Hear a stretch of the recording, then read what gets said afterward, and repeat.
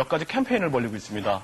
첫 번째가 비디오의 발달장애 경고 문구 법제화를 위한 100만 서명 운동입니다. 그래서 다시 해야겠네. 네네. 담배처럼 이렇게 광고 문구를 넣는 그렇죠. 거예요? 비디오 앞에요? 예, 맞습니다. 담배 보면은 담배가 이렇게 건강에 해로운데 그래도 피시겠습니까? 이제 이런 경고 문구가 있어요. 제가 오면서도 봤는데. 그런데 비디오는 이런 경고 문구가 전혀 없는 겁니다. 그래서 24개월 이전에 비디오를 아이들이 시청하게 되면 발달장애가 될 수 있는 주의 경고를 해주고 24개월 이후에도 하루에 2시간 이상 보게 되면은 또 혼자서 보게 되면은 아이들이 발달에 이상이 있으니까 주의를 해주십시오라는 부분들이 분명히 있어야 된다는 겁니다. 그래서 이거 100만 서명 운동을 하면서 저희들이 놀랬던 것은 모르고 있는 거예요. 근데 깜짝 놀라는 거예요. 왜냐하면 다 잠재적 피해자가 될 수 있다는 것입니다. 내 손자, 그러니까 어떤 할아버님은 우리 손자 맨날 비디오 보는데 이거 전화해야겠다. 야, 전화하는 거예요. 바로 그 자리에서. 비디오 보여주지 마라. 예? 그러니까 이 정도로 많은 사람들이 몰랐기 때문에 이걸 법제화시켜야 된다는 부분들. 그 부분에서 특히 이제 개월수를 분명히 잘. 유아의 경우에 더. 그 주무부서가 문광부입니까? 그렇죠. 문화관광부에서는 그 비디오를 이 저작물들을 관리 감독할 그런 의미가 책임이 있는 거죠. 전반적인 발달이 일어나야지만 언어 발달이 나타나게 되는데 말을 하지 못하고 이런 부분들이 나타나게 되면은 빨리 병원에 가셔가지고 비디오로 인해서 장애가 됐는지 진단을 정확하게 받아보시고 그리고 빨리 조기에 진단을 받아서 조기에 인정을 하고 조기에 재활하는 것이 길입니다. 비디오 증후군에 걸린 아이들은 어떻게 치료를 할 수가 있을까요? 예. 이게 이제 심각한 문제가 우리가 알코올 중독처럼 아이들이 중독되는 거예요. 그래서 중독되게 되면은 그 비디오를 끊어놓게 되면 이 아이가 굉장히 많이 어떤 금단 현상을 보이는 금단 현상을 보이는 겁니다. 괴로워하면서. 그렇죠. 괴로워하고 그리고 그것이 이제 장애로 이어지게 되는 거거든요. 그러다 보니까 이럴 경우에는 일단 그 영상물과 차단시켜줘야 됩니다. 그렇죠. 담배를 한 번.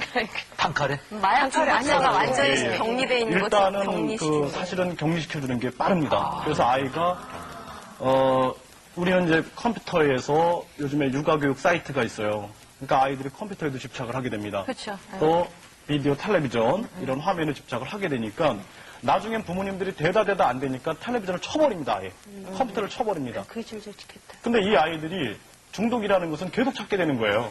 그래서 제가 임상했던 한 어린이는 계속해서 그걸 안 보면은 미칩니다.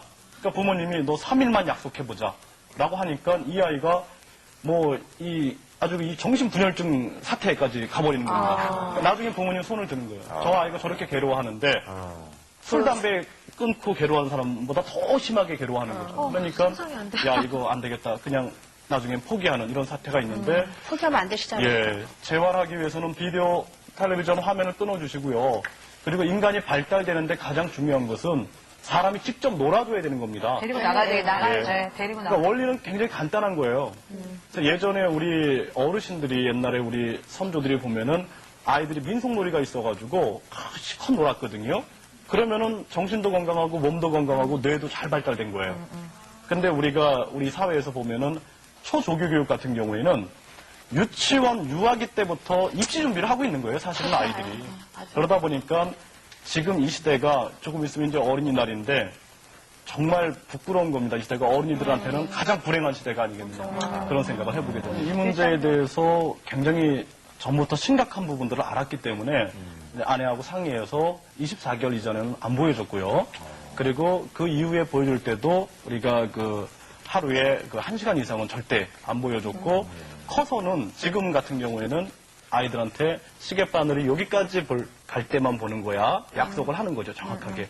그래가지고 거기까지만 보게끔 그렇게 해서 아이들하고 타협하면서 만들어 나가고 말도 있습니다. 걸고 그러나요? 이렇게 대화를 해. 그렇죠. 보여줄 땐 항상 같이 봐야 되는 거죠. 같이 하고 이야기하면서. 오히려 같이 보는 게 좋겠네. 그렇죠. 24개월 이후에는 같이 보면서 이야기하고 시간을 한 50분 정도로 한정시키고 비디오 바르게 보기 캠페인 그리고 또 저희들이 준비하고 있는 게 이거를 이렇게 시사 프로그램에서 많이 다뤘는데 우리가 뮤지컬을 만들려고 합니다.